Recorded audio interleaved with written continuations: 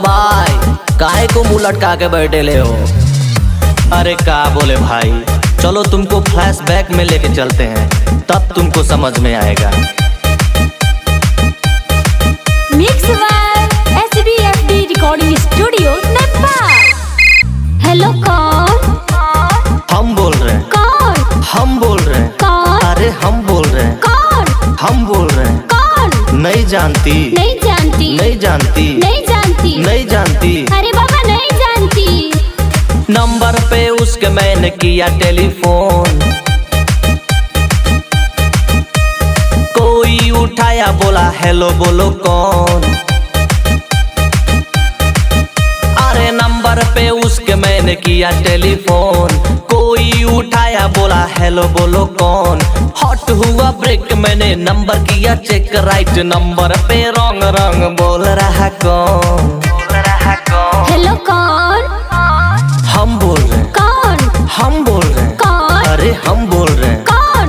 हम बोल रहे हैं। कौन? नहीं जानती? नहीं जानती। नहीं जानती? नहीं जानती। नहीं जानती? अरे बाबा बोला ना नहीं जानती। अरे बाबा बोला ना नहीं जानती। अरे मेरी जानू मुझे पहचान, तू मेरी जानू मैं हूँ तेरा जान। Wrong number. क्या? Wrong number. क्या? अरे बोला ना। क्या? अरे बोल ना रे, किससे बात करना है तेरे को? किससे बात करना है तेरे को? मेरे बाबू से, मेरे सोना से, मेरे जानू से। थप्पड़ लगेगा ना दिमाग सही हो जाएगा। भाई ये लड़की तो उल्लू बना रही, उल्टा सीधा बोल के हाँ तुमको घुमा रही। ऐसा बात नहीं है, वे प्यार मुझसे करती है, इसी नंबर से रात भर ये बात करती है। ऐसा बात है तो लगा ले फिर से फोन, देखते हैं साला उठाता है कौन। उठाता है कौन? हेलो कौन? हम बोल रहे हैं। कौन? हम बोल रहे हैं। कौन? अरे हम बोल रहे हैं। कौन? हम बोल रहे हैं। कौन? नहीं जानती? नहीं जानती। नहीं जानती? नहीं जानती। नहीं जानती? अरे बाबा बोला ना नहीं जानती। अरे बाबा बोला ना नहीं जानती। अरे मेरी जानू मुझे पहचान, तू मेरी जानू मैं हूँ तेरा जान। अरे भाई वो देख भाभी आ रही है, क्या बंटन के मस्त लग रही है भाई। कल क्या हुआ था ये राज में हूँ खोलती, मम्मी बगल में थी कैसे को बोलती। भाई भाभी राइट बोल रही है। चुप कर साले, बंद कर अपना ढोल, मेरे और इसके तू बीच में न बोल। छोड़ो न जानू अब बात को बुलाते हैं, रेस्टोरेंट चल के बर्गर पिज़्ज़ा खाते हैं। जाओ ना भाई, भाभी रिक्वेस्ट कर रही है तो चलिए। तो चलो।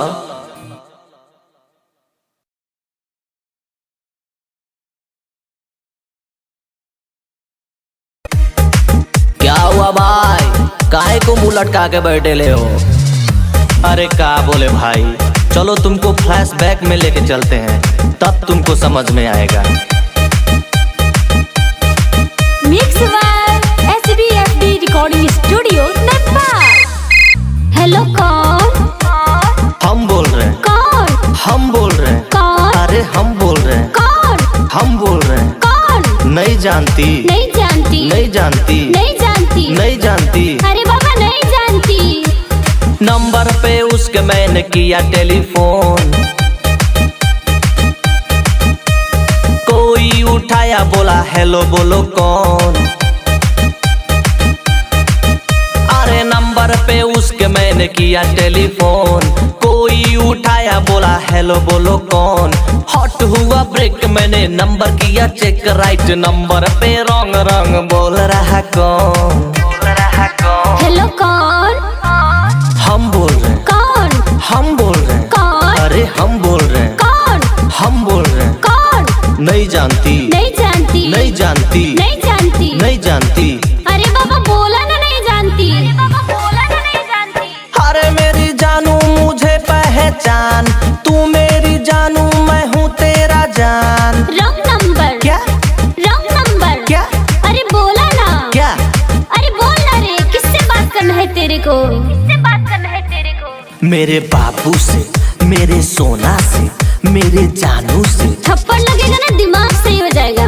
भाई ये लड़की तो उल्लू बना रही, उल्टा सीधा बोल के हाँ तुमको घुमा रही। ऐसा बात नहीं है, वे प्यार मुझसे करती है, इसी नंबर से रात भर ये बात करती है। ऐसा बात है तो लगा ले फिर से फोन, देखते हैं साला उठाता है कौन, उठाता है कौन। हेलो कौन? हम बोल रहे हैं। कौन? हम बोल रहे हैं। कौन? अरे हम बोल रहे हैं। कौन? हम बोल रहे हैं। कौन? नहीं जानती? नहीं जानती? नहीं जानती? नहीं जानती? नहीं जानती? अरे बाबा बोला ना नहीं जानती। बोला ना नहीं जानती। अरे मेरी जानू मुझे पहचान, तू मेरी जानू मैं हूँ तेरा जान। अरे भाई वो देख भाभी आ रही है, क्या बंटन के मस्त लग रही है भाई। कल क्या हुआ था ये राज में हूँ खोलती, मम्मी बगल में थी कैसे को बोलती। भाई भाभी राइट बोल रही है। चुप कर साले, बंद कर अपना ढोल, मेरे और इसके तू बीच में न बोल। छोड़ो न जानू अब बात को भुलाते हैं, रेस्टोरेंट चल के बर्गर पिज़्ज़ा खाते हैं। जाओ ना भाई, भाभी रिक्वेस्ट कर रही है। तो चलिए चलो।